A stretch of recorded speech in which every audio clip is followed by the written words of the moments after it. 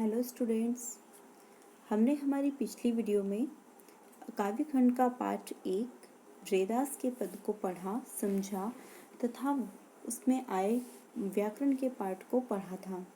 आज की इस वीडियो में हम रहीम के दोहे पढ़ेंगे, जो कि काव्य खंड का पाठ 2 है। रहीम के दोहे पढ़ने से पहले रहीम दास का जीवन परिचय जान लेते हैं। रहीम का जन्म लाहौर, जो कि अब पाकिस्तान में है, सन 1556 में हुआ। इनका पूरा नाम अब्दुल रहीम खाने खाना था।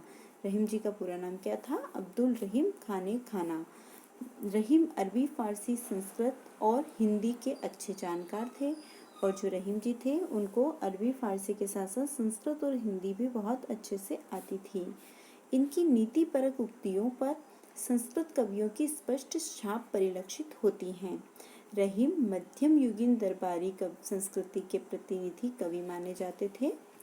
अकबर के दरबार में हिंदी कवियों में इनका महत्वपूर्ण स्थान था, और अकबर के दरबार में हिंदी कवियों में इनका महत्वपूर्ण स्थान था।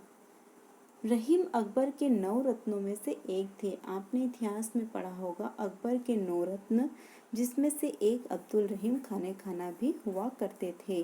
रहीम के काव्य का मुख्य विषय श्रृंगार, नीति और भक्ति हैं। रहीम बहुत लोकप्रिय थे।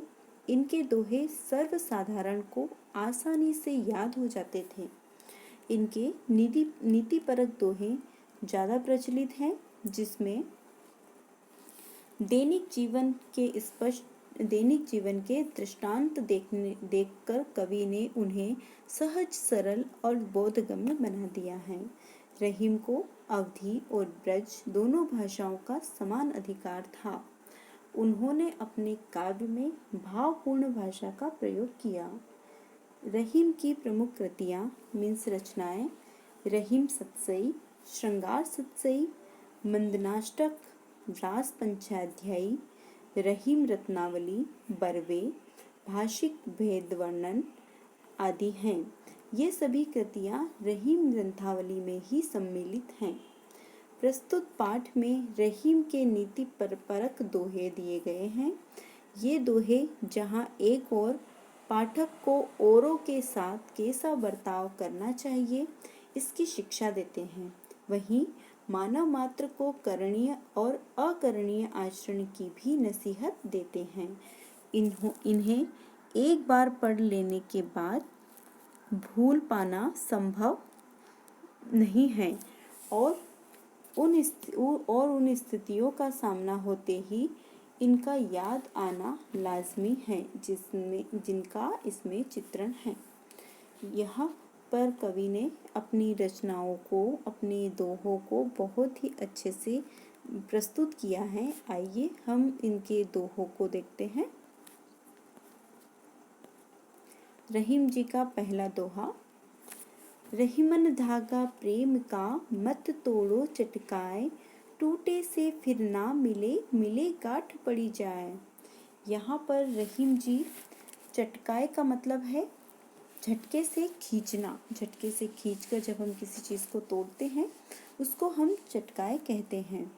इसमें रहीम दास जी कहते हैं कि जिस प्रकार धागे को कसकर खींचा जाए तो वह टूट जाता है, और यदि उस धागे को जोड़ा जाए, जिस धागे को तोड़ दिया है उस धागे को यदि वापस से जोड़ा जाए तो उसमें गांठ अवश्य पड़ जाती है। उसी प्रकार अपने रिश्ते नाते वाले लोगों को यदि हम अपशब्द बोल देते हैं या उनके साथ बुरा व्यवहार करते हैं तो फिर लाख मनाने पर या लाख मनाने की कोशिश करने पर भी रिश्ते पहले जैसे नहीं होते।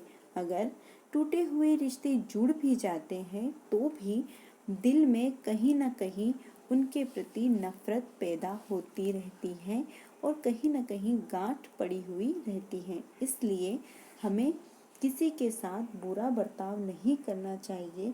जो कुछ भी बोलना चाहिए बहुत सोच समझ कर व्यवहार करना चाहिए। रहीम जी का दूसरा दोहा है। रहीमन निज मन की बिथा, मन ही राखो गोय, सुनी अठी लेहे लोग सब, बाटी न लेहे कोय। अर्थात यहाँ पर सबसे पहले बिथा का मतलब है व्यथा, दुख, वेदना। गोई का मतलब है छिपाकर। सुनी का मतलब सुनना। अठी लेहे इठलाना या मजाक उड़ाना।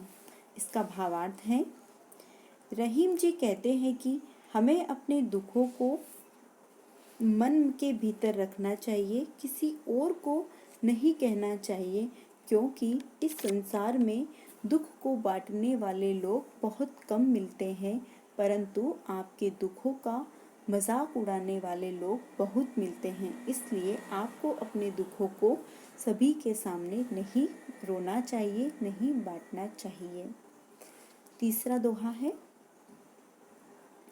एके साधे सब सधे सब जाए, एके साधे सब सदे सब साधे सब जाए, रहीमन मुरली सींचिबो फूले फले अघाय।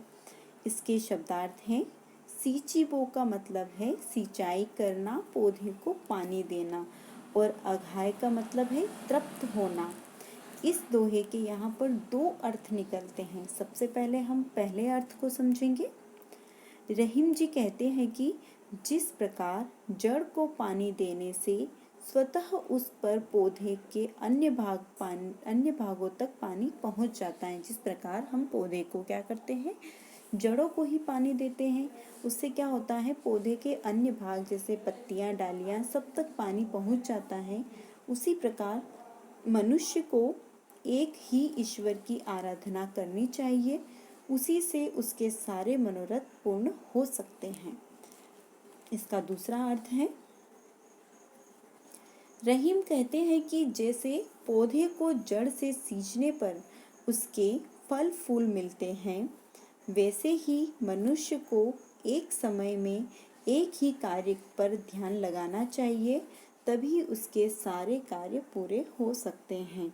मनुष्य को क्या करना चाहिए, एक समय में एक ही कार्य करना चाहिए। जिस प्रकार क्या करते हैं, हम सिर्फ जड़ को पानी देते हैं तो उस पर फल फूल पत्तियां स्वतः ही आते रहते हैं, खिलते रहते हैं। उसी प्रकार मनुष्य को अपना जो सत्कर्म होता है, अच्छे कार्य होते हैं, उसमें एक ही कार्य करना चाहिए, जिसकी वजह से उसके सारे कार्य सिद्ध हो जाते हैं, उसको सफलता मिल जाती है। अगला दोहा है, चित्रकूट में रमी रहे रहीमन अवध नरेश, जा पर विपदा पड़त है सो आवत यह देश।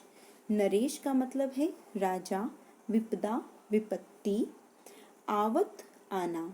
भावार्थ है, इस दोहे में रहीम जी ने चित्रकूट की महिमा का वर्णन किया है। वे कहते हैं कि अवध प्रांत के राजा श्री राम को जब 14 वर्ष का वनवास मिला था, तो वह चित्रकूट आकर रहे या निवास किया था, जिससे उन्हें बहुत शांति मिली थी। हमने देखा, राम को जब 14 वर्ष का वनवास दिया गया था, तो उन्होंने अपना बसेरा चित्रकूट में आकर कुटिया बनाई थी और वहाँ पर रहे थे, जिससे कि उन्हें बहुत ही शांति का अनुभव हुआ था। कवि कहते हैं कि चित्रकूट की महिमा अनोखी है। जिस पर भी विपत्ति आती है, वह चित्रकूट आकर शांति प्राप्त करता है। इसलिए कवि कहते हैं कि जब कभी किसी पर विपत्ति आती है, तो उसे चित्रकूट में ही परम शांति मिलती है। आज के इस वीडियो में हम इतने ही दोहों का अर्थ समझेंगे। बाकी के दोहों का अर्थ हम अगले वीडियो में समझेंगे। तब तक के लिए थैंक यू।